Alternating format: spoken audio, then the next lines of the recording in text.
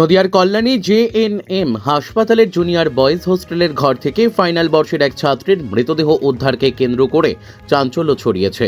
মৃত ছাত্রের নাম পুলক হালদার। কল্যাণী জেএনএম হাসপাতাল ও মেডিকেল কলেজের ফাইনাল ইয়ারের ছাত্র পুলক।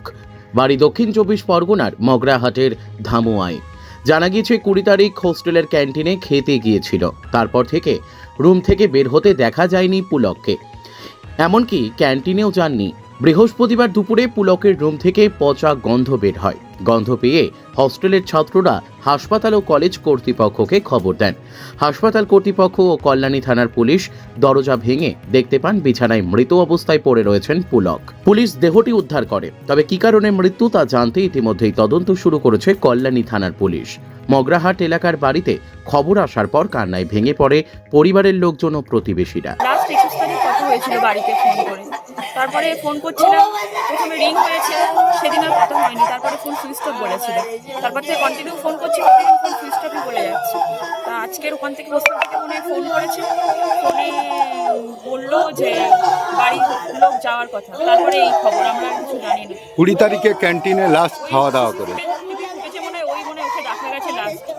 হ্যাঁ, এইরকম দাবি। কি বলবেন এই বিষয়ে? বাড়ির লোক গিয়েছে, এবার জানতে পারবে কি হয়েছিল, আমরা তো বলতে পারবো না। কি নাম আপনার? মানে ঋতুপর্ণা মণ্ডল। কে হন? দিদি। যে 20 তারিখে খেয়ে চলে গেছে, 20 তারিখের পরে 27 তারিখে খবর পাচ্ছে, হোটেল খবর নিল না কেন? তাহলে হোটেলে কি খাবারের ভিতর কি বিষ দিয়েছিল? ওরা কি বিষ দিয়েছিল? আমরা কি পাবো? তাহলে হোস্টেলে গরিব আমরা খেটে খুটে খাই, একটা ছেলেকে পাঠাই যে একটা মানুষ হয়ে আসবে, কি ভরসাকে পাঠাবো? কি ভরসায় পাঠাবো? তাহলে কি কোনো পোস্টমর্টম কোনো কিছু খবর নিল না? কি চাচ্ছেন এখন এই বিষয়ে?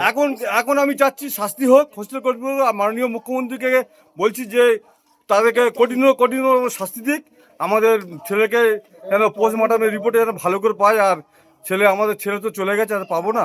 হোস্টেল কর্তৃপক্ষ যেন ছেড়ে আমার ছাড়বো না, আর ন্যায় যেন আমার বিচার চাই। কি নাম আপনার? আমার নাম সমীর মণ্ডল। কে হন? আমি দাদা হই, ভাই। আমি পুলকের কাকা বলছি। ঘটনা হচ্ছে 20 তারিখে এই যে আমার ভাইপো যে এই যে খাওয়া দাওয়ার পরে এই যে আজকের 26 তারিখ, এই যে এর মধ্যে হোস্টেল কর্তৃপক্ষ এরা কি করছিল? এই ছেলেটা খেলো না কেন, বা সে কি করছে, বা সে ছিটকি দিয়েছে 4-5 দিন ধরে সেই ছেলেটা। তাহলে আমাদের বক্তব্য হোস্টেল কর্তৃপক্ষকে পুরো যেন মানে জেলে ঢুকিয়ে দেয় পুরো কর্তৃপক্ষ এবং হোস্টেল টোটাল ম্যানেজমেন্টকে আমরা শাস্তি চাই। এবং আমাদের সমস্ত গ্রামবাসীদের একটাই দাবি যে এইরকম হোস্টেল কর্তৃপক্ষ যেন দ্বিতীয় যেন এরকম কোনো ঘটনা না ঘটে।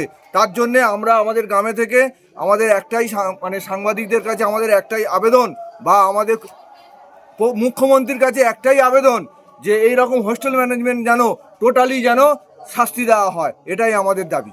আমি বলছিলাম যে বাড়িতে কোনো রকম সমস্যা ছিল নাকি? না, আমাদের পুলক হালদার এরকম শান্ত ছেলে, এবং আমাদের কি বলবো, এই ছেলে আজও পর্যন্ত কারোর মুখে একটা মানে রাগ কাটতো না, কোনো একটা বাজে কথা ছিল না, বা মানে এরকম সন্তান আমাদের যে বিহারি গ্রামের গর্ব, আমাদের বিহারি গ্রামের একটা এমবিবিএস ভবিষ্যৎ এমবিবিএস আজকে চলে গেল। ভবিষ্যতে আমাদের যাতে আমরা আমাদের সন্তানদের এরকম ঘটনা ঘটলে আমরা কিভাবে আমরা একটা ডাক্তারের পথে নিয়ে যেতে পারবো। অতএব আমাদের মুখ্যমন্ত্রীর কাছে আমাদের একটাই দাবি, এই রকম হোস্টেল কর্তৃপক্ষকে যেন সারা জীবনের মতন যাতে শাস্তি পায়, যাতে অন্য কোনো বাবা মার কোল যেন সন্তান যেন চলে না যায়, আমাদের এটাই দাবি। কি নাম আপনার? আমার নাম রামচন্দ্র মণ্ডল।